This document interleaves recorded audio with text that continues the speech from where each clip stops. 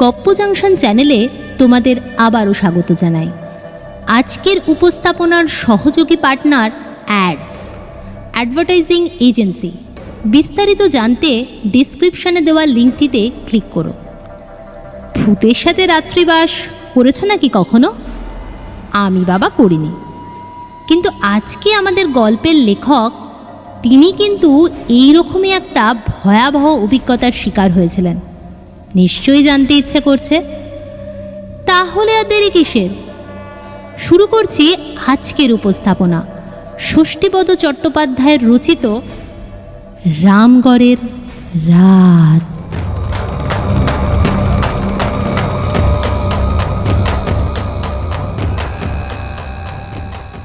সে বছর শীতটা এমন জাঁকিয়ে পড়েছিল যে শাল সোয়েটার কোনোটাই তেমন কিছু সুবিধা করে উঠতে পারছিল না।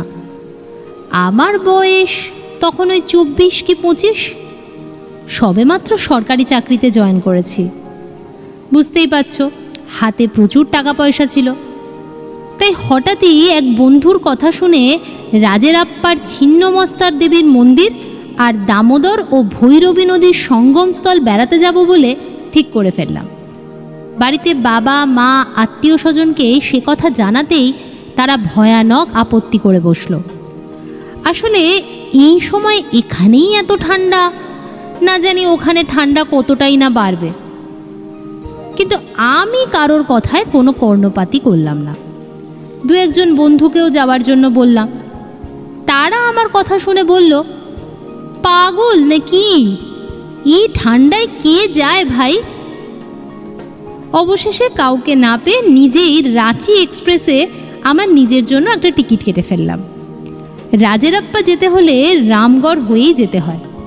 অবশ্য কেউ কেউ হাজারিবাগ দিয়ে যাওয়াটাও পছন্দ করে, কিন্তু আমি রাঁচির পথে বেছে নিলাম।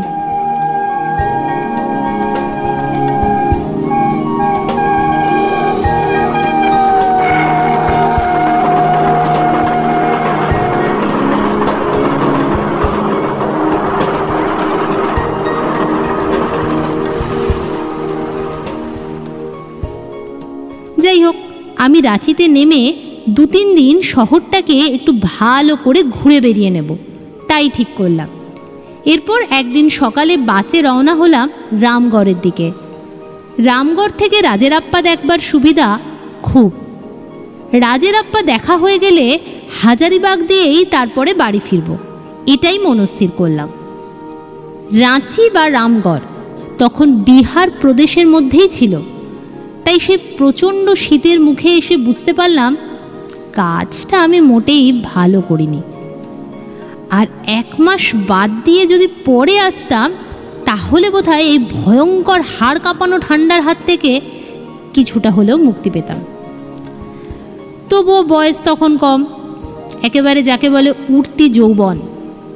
তাই এই শীত আমাকে একেবারেই কাবু করতে পারেনি। রামগড়ে যখন বাস থেকে নামলাম তখন প্রায় বেলা 12টা। রামগড় তখন এখনকার মতো অতটা জমে ওঠেনি। খুবই নিম্নমানের 2-1টা হোটেল রয়েছে, মানে যেখানে রাত্রিবাস করা যায় আর কি। কিন্তু আমার এমনই দুর্ভাগ্য যে সেই নিম্নমানের হোটেলগুলোতে একটা লোকেরও জায়গা নেই। আর রাজেরাপ্পা যে যাব, সেখানে তো থাকার কোনো বন্দোবস্তই নেই। সন্ধ্যের পর নাকি একেবারে শুনশান হয়ে যায়। মন্দিরের পূজারি দোকানদার সবাই নাকি বেলা গড়াতেই কোথায় না কোথায় উধাও হয়ে যায়। তাই আর কি করি, এসব নিয়ে যখন ভাবছি, ঠিক তখনই এক মধ্যবয়সী ভদ্রমহিলা কিছু কেনাকাটা করে বাড়ি ফিরছিলেন। আমাকে দেখে বললেন, আপনি কি ঘর খুঁজছেন? হ্যাঁ তো। আমার একখানা ঘর আছে, আমি আপনাকে ভাড়া দিতে পারি। কজন আছেন আপনারা? আমি একাই আছি। কেন বলুন তো? ও মা, একা কেউ বেড়াতে আসে? বলি চোর ছেচর নাও তো? কেন, আমাকে দেখে কি আপনার চোর জোচ্চোর বলে মনে হচ্ছে নাকি? মুখ দেখে কি মানুষ চেনা যায়? কে যে কি ধান্দায় আসে কে জানে। সাধারণত আমি কাউকে ঘর ভাড়া দিই না। তোমার বয়স অল্প বলেই ঘর ভাড়া দিচ্ছি, না হলে এখন তুমি যাবেই বা কোথায়? আমার এই ঘরের ভাড়া 40 টাকা, তুমি একা যখন 25 টাকাই দিও। ভদ্রমহিলা প্রথমে আপনি পরে তুমিতে এলেন। ভালোই লাগলো।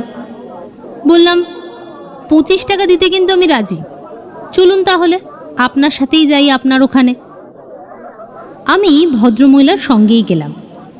বাস রাস্তার বাঁদিকে একটা গলির মধ্যে 2-3টে বাড়ি পরেই ওনার ছোট্ট দোতলা বাড়ি। নিচের তলাটায় উনি একাই থাকেন। ওপর তলাটা ভালো লোকজন দেখলে কিংবা মকা পেলে ভাড়া দিয়ে দেন। নিচে ওপরে দুদিকেই কল, বাথরুম সবই ব্যবস্থা খুবই ভালো। ভদ্রমহিলা ওপরে উঠে আমাকে দাঁড়াতে বলে মিনিট 5-এর মধ্যেই ঘরটাকে পরিষ্কার পরিচ্ছন্ন করে ফেললেন। তারপর বললেন, 2টো কম্বল আছে, যদি লেপের দরকার হয় আমায় বলো, আনিয়ে দেব। কদিন থাকবে শুনি? আজ তো আছি, কাল রাজেরাপ্পা দেখে পরশু ধানবাদ বা হাজারিবাগ হয়ে চলে যাব। কেন, সেখানে আবার কি আছে? না না, সেরকম কিছুই নেই, আসলে ওখান থেকে ট্রেন ধরে বাড়ি যাব আর কি। ভদ্রমহিলা আমাকে ঘর খুলে বিদায় নিলেন। তারপর নিচ থেকে হেঁকে বললেন, চান টান হয়নি নিশ্চয়? যদি গরম জল লাগে বলো, আমি ব্যবস্থা করে দেবো। হ্যাঁ হ্যাঁ, তাহলে তো খুব ভালোই হয়। আসলে এই ঠান্ডায় ঠান্ডা জলে স্নান করাটা না একেবারে অসম্ভব। প্রায় মিনিট 5 বাদে ভদ্রমহিলা 1 বালতি গরম জল নিজেই নিয়ে এসে রাখলেন আমার বাথরুমে। আমি প্রবল ঠান্ডাকে উপেক্ষা করে কোনো মতে স্নানের পর্বটা শেষ করলাম। তারপর বাস রাস্তার ধারে কতগুলো সস্তার হোটেলে উঁকি ঝুঁকি মারতে লাগলাম। দেখা যাক আমার পছন্দের রুচি অনুযায়ী কোনো খাবার দাবার সেখানে মেলে কিনা।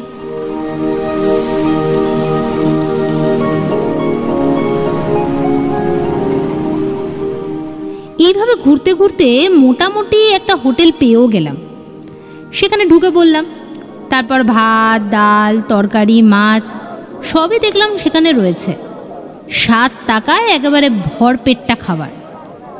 সেখানে খেতে বসেই রাজেরাপ্পার ব্যাপারে একটু খোঁজ খবর নিতে লাগলাম হোটেলের লোকজনের কাছ থেকে। হোটেলের মালিক আমাকে দেখে বললেন, আচ্ছা, তার মানে কাল সকালে আপনি যাবেন, তাই তো?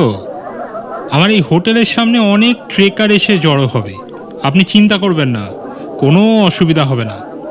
রাজরপ্পা খুব ভালো জায়গা, যান যান, ঘুরে আসুন, দেখবেন খুব ভালো লাগবে। আচ্ছা, তো এখানে উঠেছেন কোথায়? আমি ওই ভদ্রমহিলার বাড়ির কথা বললাম। শুনে মালিক কেমন একটু গুম খেয়ে গেলেন।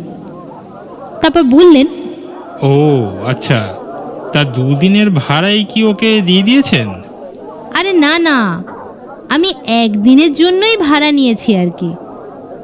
কিন্তু কেন বলুন তো?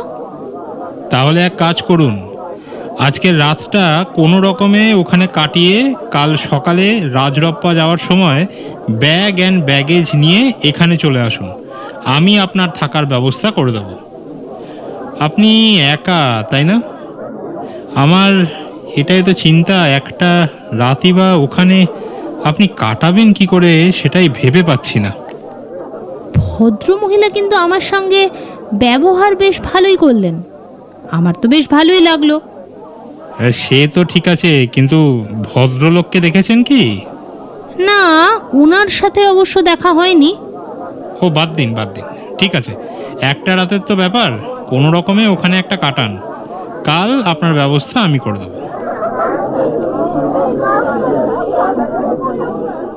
আমি আর কোনো কথা না বলে খাওয়াটা শেষ করে নিজের আস্তানায় ফিরে এলাম। হোটেলের মালিক কেন যে আমাকে এখানে থাকতে মানা করছেন সেটা আর কিছু ভেবে পেলাম না। তবু ওর কথা শোনার পর আমার মন থেকে ভয়টাকে আমি কিছুতেই যেন দূর করতে পারলাম না। যাই হোক, কনকনে ঠান্ডায় বেশ কিছুক্ষণ কম্বল মুড়ি দিয়ে শুয়ে তারপর ঘরে তালা দিয়ে বাইরে বেরিয়ে এলাম। 2-1 দিনের জন্যই তো এসেছি, সারাদিন যদি ঘরে শুয়েই থাকি তাহলে আর চারপাশের দৃশ্য দেখব কখন? তাই দিনের বেলাতে এই জায়গাটাকে একটু ভালো করে পর্যবেক্ষণ করা দরকার। সিঁড়ি বেয়ে নিচে নামতেই ভদ্রমহিলার সঙ্গে দেখা হয়ে গেল। ভদ্রমহিলা বললেন, আমাকে গরম জলের জন্য একটা টাকা দিও বাবা। তা তুমি দুপুরে খেলে কোথায়? আমি যে হোটেলে খেয়েছিলাম সেই হোটেলের নামটাই ওনাকে বললাম। ভদ্রমহিলা কেমন যেন নাক সিটকে বললেন, চারদিকে এত খাবারের হোটেল, শেষ পর্যন্ত সেখানেই গেলে? খুব বাজে স্বভাব লোকটার, সব সময় আমার বাড়ির নামে বদনাম করে।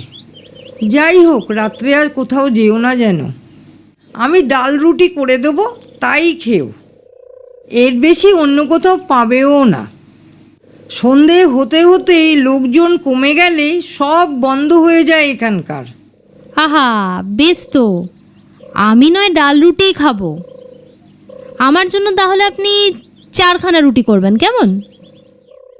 আমি এবার একটু আলাপটা জমানোর জন্য বললাম, তা নিচের এই ঘর দুটোয় কি আপনি একাই থাকেন নাকি? না না, একা থাকবো কোথায়, আমার কর্তা আছে, আমরা দুজনেই থাকি। কই, তাকে তো দেখছি না। উনি একটু দরকারি কাজে রাঁচি গেছেন, ফিরতে রাত হবে। আমি আর কথা না বাড়িয়ে একটা টাকা ভদ্রমহিলার হাতে দিয়ে বড় রাস্তায় নেমে এলাম। তারপর একটা দোকানে চা খেয়ে ঘুরতে লাগলাম পথে পথে। এদিকের অনেক ছোট ছোট পাহাড় আর এলাকা ঘিরে অনেক ঘন জঙ্গল, তাই দেখেই সময় কাটাতে লাগলাম।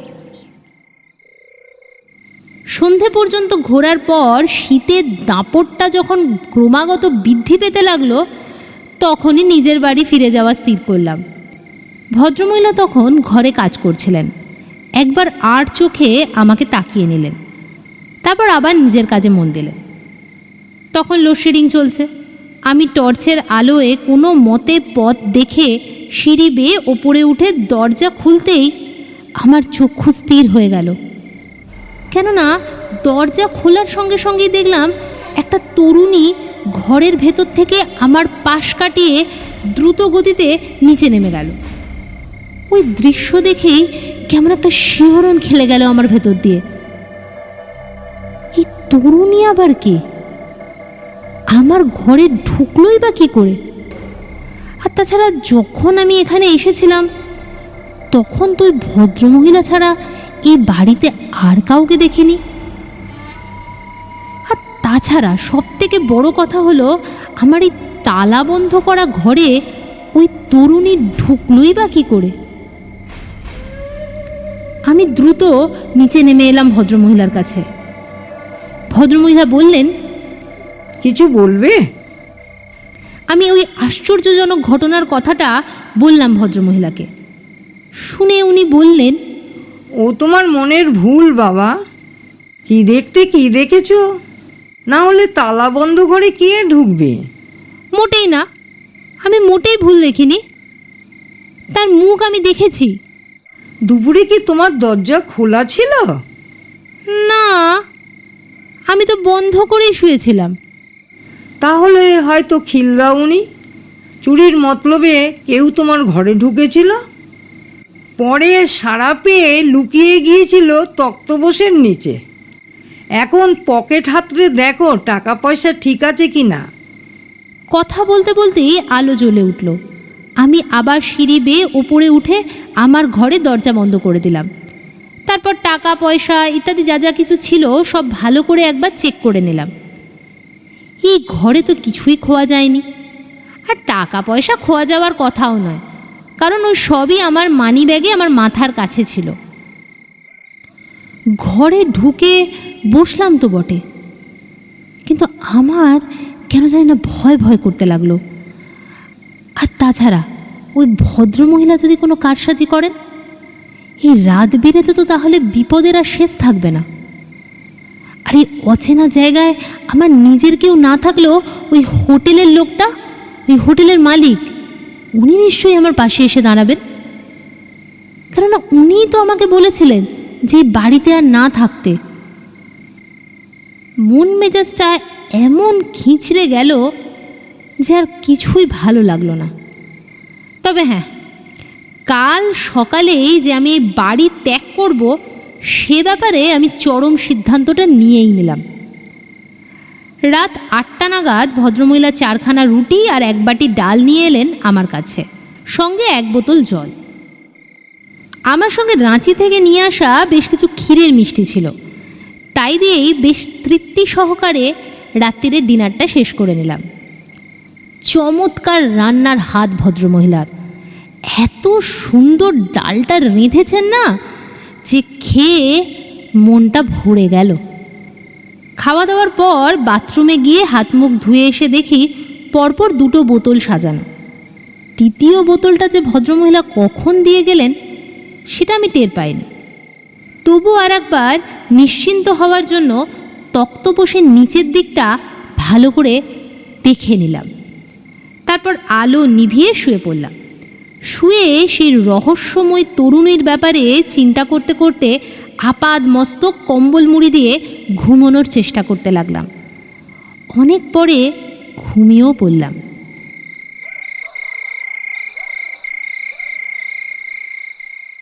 প্রায় মধ্যরাতে হাড় হিম করা ঠান্ডায় সারা শরীরটা আমার কেঁপে উঠল। এত শীত যে বলতে গেলে শরীরটা আমার প্রায় ধনুকের মতো বেঁকেই গেল। আর ঠিক তখনই অনুভব করলাম আমার গায়ে চাপা দেওয়া 2টো কম্বলও একটাও কিন্তু আমার গায়ে নেই। আশ্চর্য, এমন হওয়ার তো কথা নয়।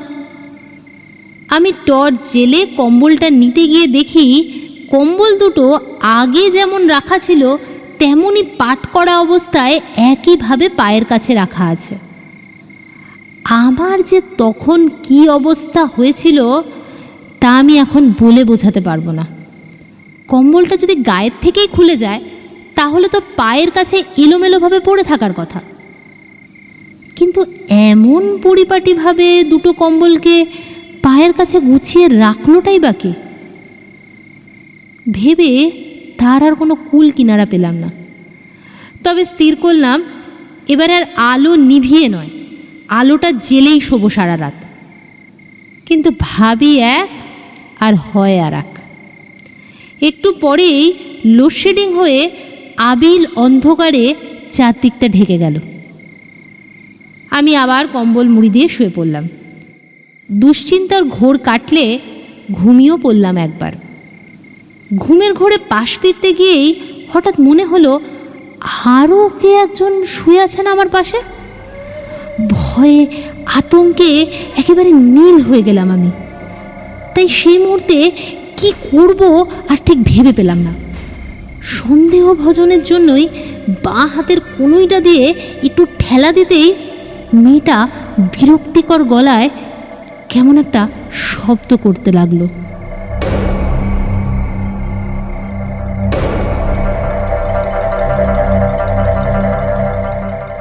আমি কোনো রকম সাড়া শব্দ না করে পা টিপে টিপে দরজার কাছে এসে খিল খুলে বাইরে বেরিয়ে দরজাটাকে শিকল দিয়ে দিলাম। রামগড়ে সেই ভয়ঙ্কর শীত আর সেই সঙ্গে অন্য আতঙ্কে আমার শিরদাঁড়া দিয়ে যেন হিম স্রোত বইতে লাগলো। আমি দ্রুত সিঁড়ি দিয়ে নেমে চলে এলাম বড় রাস্তায়। ভাগ্য ভালো যে একটু পরেই লোডশেডিংটা দূর হলো।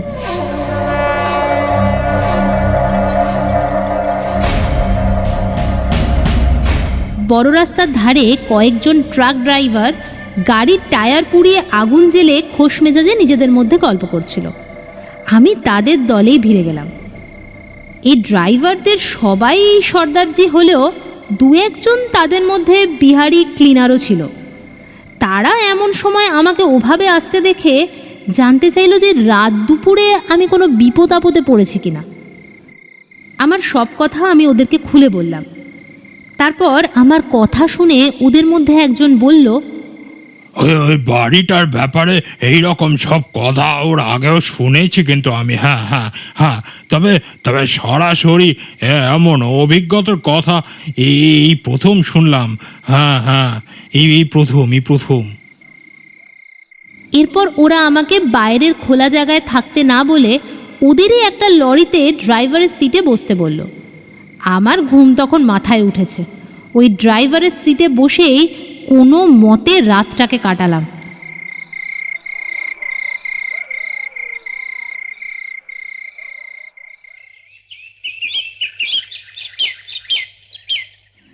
দেখতে দেখতে ভোরও হলো।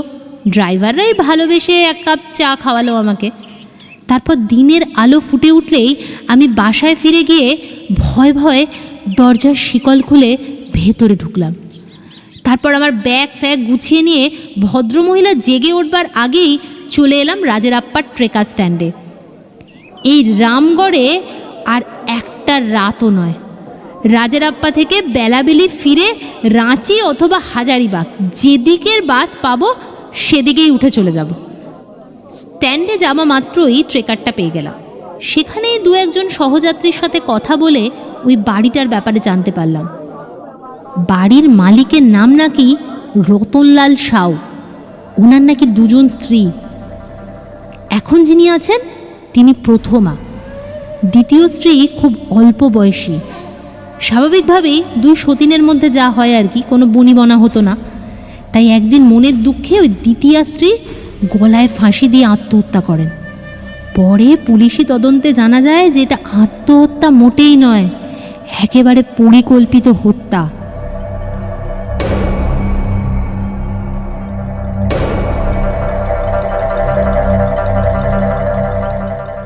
রতনলাল আর তার প্রথম স্ত্রী অর্থাৎ বর্তমানের এই ভদ্রমহিলা, এনাকে পুলিশ ধরে নিয়ে যায়।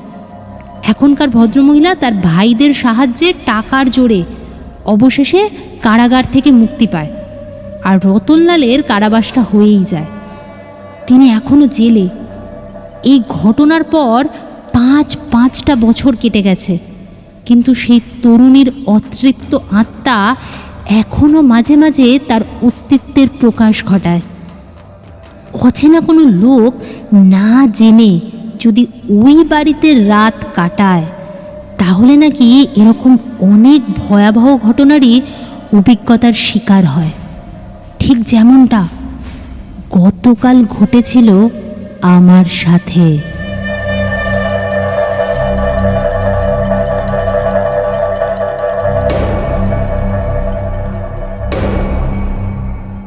আশা করি আজকের গল্পটা তোমাদের ভালো লেগেছে।